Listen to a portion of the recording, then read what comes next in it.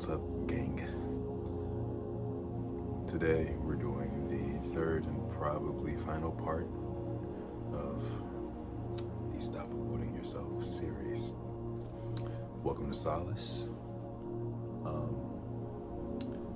It's going to get a little more interpersonal this time around. The last video was based on how you can come to decide whether or not you're avoiding yourself, but like I said in that one, 9 times out of 10, if you're watching this, you already know you are, more so just in what ways that you tend to do so. This video is going to talk about why you should stop doing that and how you should go about doing so, at least through a self-validating sense, but I'll explain that as I go. But the first thing I want to talk about is your potential. You are infinite. You are creation, capable of creation. That alone is outworldly. And through our consciousness, we're able to perceive the world in a very, very intricate and personal way.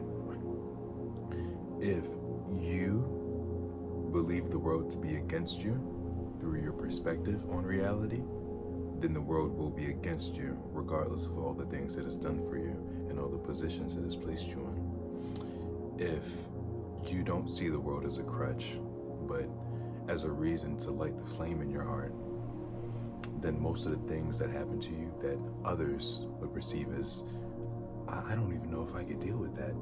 I don't know how you dealt with that and went through all that and made it out on the other side. It's because the way you see these things is as a challenge, not as a threat to your character. So when it comes to understanding your potential, it really does 100% rely on you. You can have everybody telling you, you would be great at doing this, or you should do this. And these are suggestions that could point you in the right direction, but at the end of the day, the correct direction is the path that you end up taking. Whether that be right or wrong for your soul, the correct one is what you do. So when we look into all of the things we may want to do, you really have to come to the conclusion that you want to do it for you. And while the things you do should have a benefit for the greater whole, you should start with you. And I've come to understand that it's pretty hard for people to do that now without feeling some form of narcissism. Listen, taking care of yourself first and putting yourself first is not narcissistic. And the term itself has become so overgeneralized and somewhat of a buzzword to the degree that you could call anybody a narcissist. Everybody has narcissistic traits. It doesn't really matter.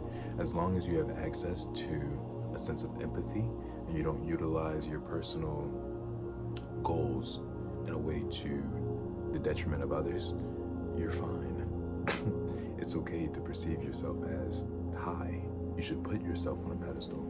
Because if not you, then who? Who else are you meant to put on a pedestal? These people around you.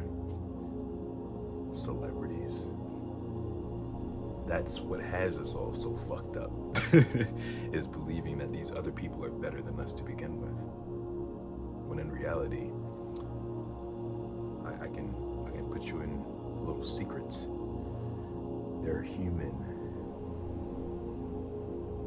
But I guess it's so much easier to perceive people outside of ourselves as having power because we don't go out of our way to utilize our strengths and our potential.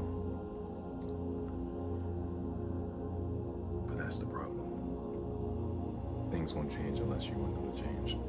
Your potential is infinite, it's boundless.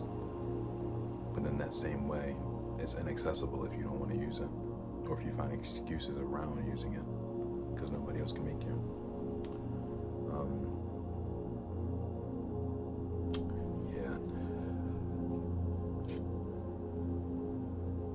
next thing, you are the only you. You're the only you that will ever be. You're the only you that has ever existed. And in that same way, you're the only you that has experienced what you have in the way that you have and perceived it in the way that you have. So through all of the creation we're capable of making, only you can make it in the way that you would be able to. So when we have all of these ideas, I'm sure you've seen and heard people do or say things that you have thought of or done or wanted to do, but you were always so confused as to like how they came to that same conclusion or that same idea. Listen, we're all tapped into the same source. It's just that these ideas use us as catalysts to actualize these ideas. 9 times out of 10, most of these things that are supposed to happen are going to happen whether they happen through you or someone else. The determining factor is whether or not you take action on these thoughts or if you just let it by. Because especially if it's a really creative endeavor or a phrase or just something that the general subconscious feels like should come to the front, and it's giving you the ability to catalyze that energy, and you don't use it, it's going to go somewhere else. You can't gatekeep a thought. You don't have access to that. And while it may suck sometimes where you may even be working towards it and then boom, someone else does it, that doesn't mean that you don't have access to other thoughts. You're fully capable of doing other things. It doesn't have to be just that. And when we get caught up in seeing people do things that maybe we wanted to do, or maybe we feel like we should have done, we tend to forget the fact that there's still so much more to be done. But understandably so, it can be disheartening. I understand, I get it. But these ideas, one, they're not you. They're not. None of these conceptions make you who you are. What makes you who you are is the soul within this body that we are in. Not the body itself. Not how the body feels in the moment. But the things that we choose to feel through this experience. And it's because we're individuated experiences to begin with, we have so much potential to bring so much variety to this world. So when we're in a position to create and we find reasons to hold ourselves back from doing so, one, it's no one's fault but our own. You can look outside of yourself all you want to, but at the end of the day, you understand and you know that it is your fault. But it being your fault isn't meant to be deterring. It's not supposed to turn you off from doing something creative and changing something in your life. It's supposed to be an alarm. Like, oh, wait, I'm fucking up. I'm supposed to be doing this thing I wanted to do, and I keep avoiding it. Why? These are the moments where you want to look into why you keep doing these things. These habits are very explainable. They are. Not to say that therapy isn't good, because I recommend if you need therapy to get it, but when we even do things like look for therapy, we're looking for the reasons and the answers that 9 times out of 10 we already know, but we prefer to have them reflected back to us just because we would rather have it validated externally rather than that that's its own thing. Just do understand that because you're the only you that has ever existed and will exist, only you can do what you can do. Other people can do variations of the same thing, but they can't do it like you. But the other side to this is, and this is going to become much more prevalent as the years go on, the more you tend to lose yourself in the identity of others, meaning you see someone else do something, so instead of creating your own idea or innovation off of that thing, you decide to copy and paste. You become more and more like the hive mind that is going to end up becoming prevalent and has somewhat already started to become prevalent in the upcoming years. And I honestly, I honestly don't know how out of that cycle once you're in it, I feel like I would never say it's too late. I don't want to say that. I feel like that's too low of a frequency to think on. But I will say once you get to a certain layer of I'm like this person, even if I think I'm different, and you continue to do what they do, you lose yourself. And when you lose yourself like that,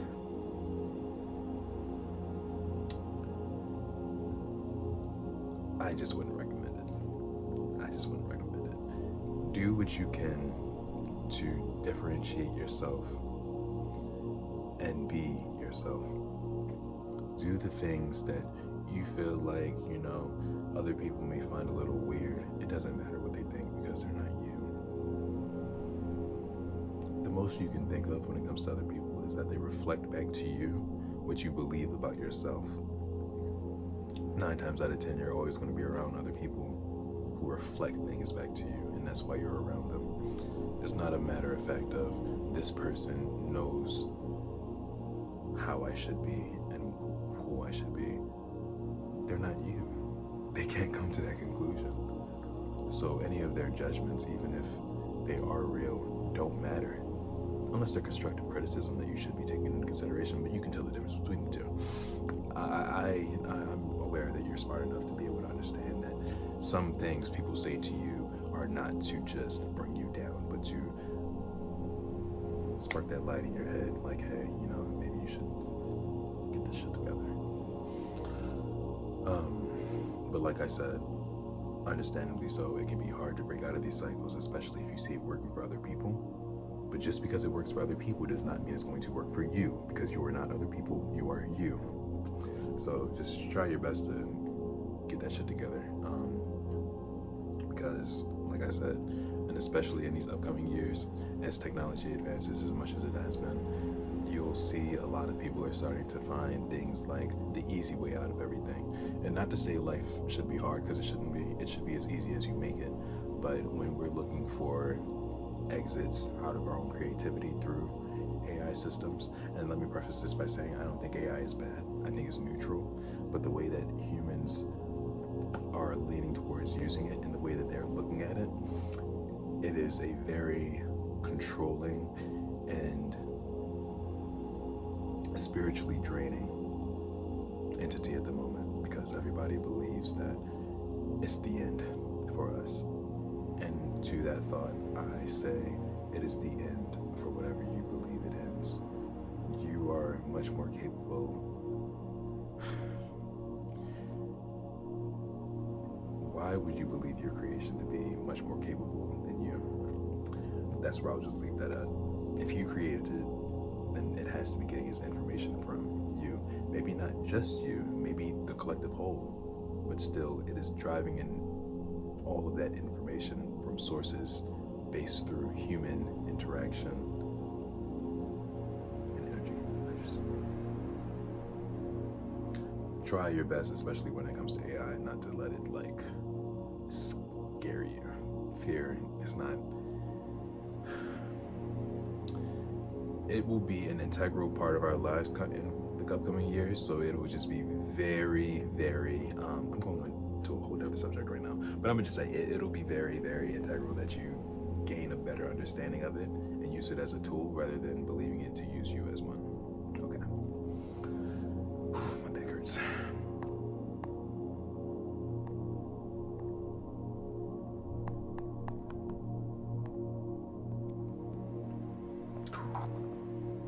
The last thing I have to say is to become who you're meant to be. Obviously, right? That's the whole goal of everything, but understand that deep down in everybody's spirit, everybody wants to be who they know they authentically should be, but they find reasons, whether it be through fears, whether it be through being comfortable, whether it be through being distracted, to find reasons not to be themselves. And it's because of all those same reasons that the world has become how it is. And if we want this change that we love to bring up so much, that the world world is falling into a state of dystopian energy, and that the road is falling apart. Revelations, blah, blah, blah, blah, blah, blah. Understand that's a self-fulfilling prophecy. All of these things are self-fulfilling prophecies. If you believe these things to have to happen, then you're not going to put in any energy and action to make that change. Because if not us, then who? And why would you want to be one of the people who feeds into the same level of fear and destruction that you fear? See how little sense that makes? But I will say this. I don't know you. You don't know me. But to the extent that I understand that we are all human, I do not want you to suffer any more than you need to. And it's really sad because I will be the first to say I understand it's fucking hard. I've said it in every video so far. It's hard. I know. But it's also because I understand that I can say that it's hard, not impossible. Don't take difficulty as a reason to avoid what you're capable of. Difficulty is supposed to put you in a position to propel yourself. And even if you've had a life that has been nothing but difficult, you feel like you've never seen the other side of anything, do understand that the road is not only down, but it is up. There's not only red, but blue. There's not just a sense of everything has to be this way, and it never has been that way. So I don't want you to convince yourself that it has to be as detrimental to your health as it has been, because it doesn't. And I know it's harder to believe that when you feel like you haven't seen that. But if you can see other people having experiences where they're joyful, content, satisfied, synonyms of the same word, but regardless, that should indicate to you that it is possible for you, regardless of how you feel. And I will say I'm very, for one, if your life has been like that, I'm proud of you for even watching this, because I understand for the most part when it comes to hearing things like this, it's like, okay, you say this, but what do you know? Your brain is always going to have these self-defense mechanisms to try to validate the pain and the negativity you've experienced. Ask anybody that knows me. I know. I'll just leave that there. But I have so much faith in us because I know we're capable of so much more than we allow ourselves. But it's through these external means that we're ruining ourselves. We are. And if it were as simple as I want to change today, I'll be who I want to be by tomorrow. Like I've said before, it would be,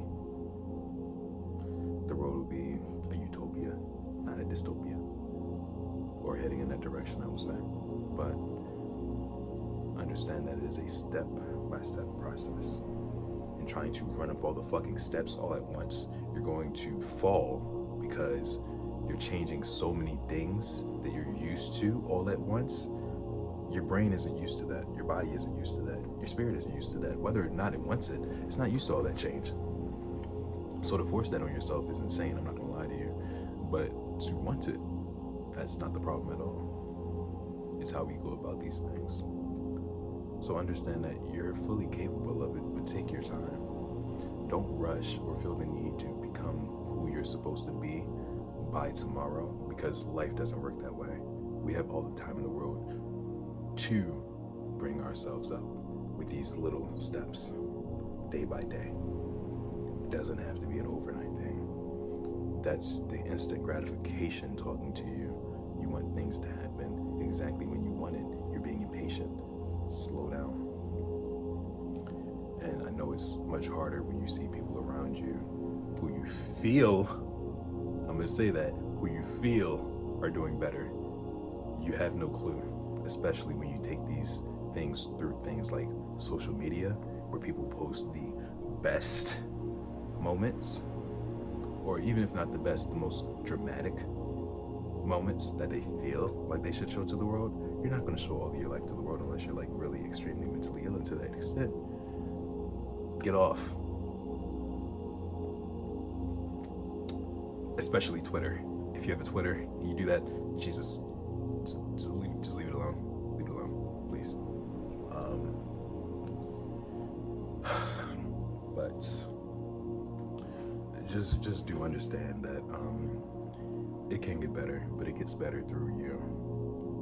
And I'm sorry that we've been put into a world where we were taught to believe that we should rely on the collective whole to change our lives for us.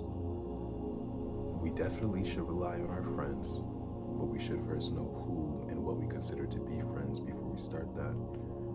But before we even get to that point, we have to understand and validate ourselves, because we don't want to source that through other people. You can't become who you're supposed to be by looking at other people. You can take inspiration and you can innovate off of their ideas and how they perceive the world. I want you to take ideas and notes, or not, you don't even need notes. Hopefully you're taking, if you want to take notes. But what I'm saying is, as long as you're taking in the information I'm telling you, and it's doing something that is making you want to become you, I'm satisfied. I've done my part. Even if it's only one of you. It puts a smile on my face because it means something happened. There's been a spark in somebody's mind. And then to that person, you're going to become who you're supposed to be.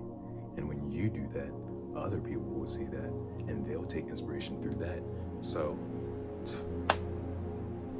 God bless you.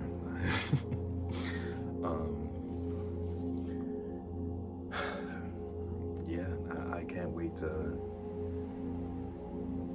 see where this life takes us all. It's not going to be all doom and gloom as everybody wants it to be for whatever reason. I don't really understand that perspective.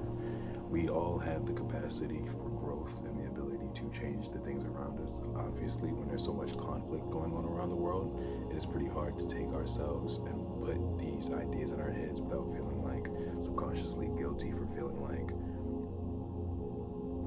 we're in the position that we're in and these other people are suffering. So I shouldn't, listen, that mindset isn't going to make any of their lives better. The mindset that is going to change their lives is changing yours so that you can put yourself in a position to change theirs. If you feel as though you should feel guilty for being in the position you are in, you were either convinced through somebody else that you should feel that way, or you're finding reasons through fear to avoid yourself again. You should feel grateful for the position you're in. You're alive. You have internet access to watch this, a device to watch this on, and you're choosing to do it. It's not much better than that. It's not much better than wanting to change, because change is the only constant.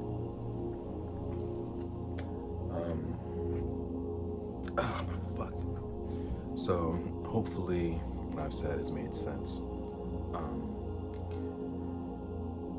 Hopefully you understand that you are the most powerful being because you are you.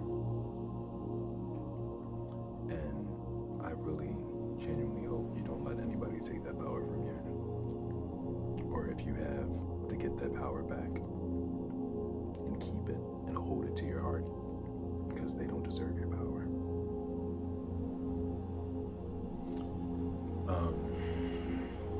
Thank you for watching Solace today. If you enjoyed it, like it. If you didn't like it, dislike it. And if you want to stay for more, subscribe. I appreciate your energy and your time.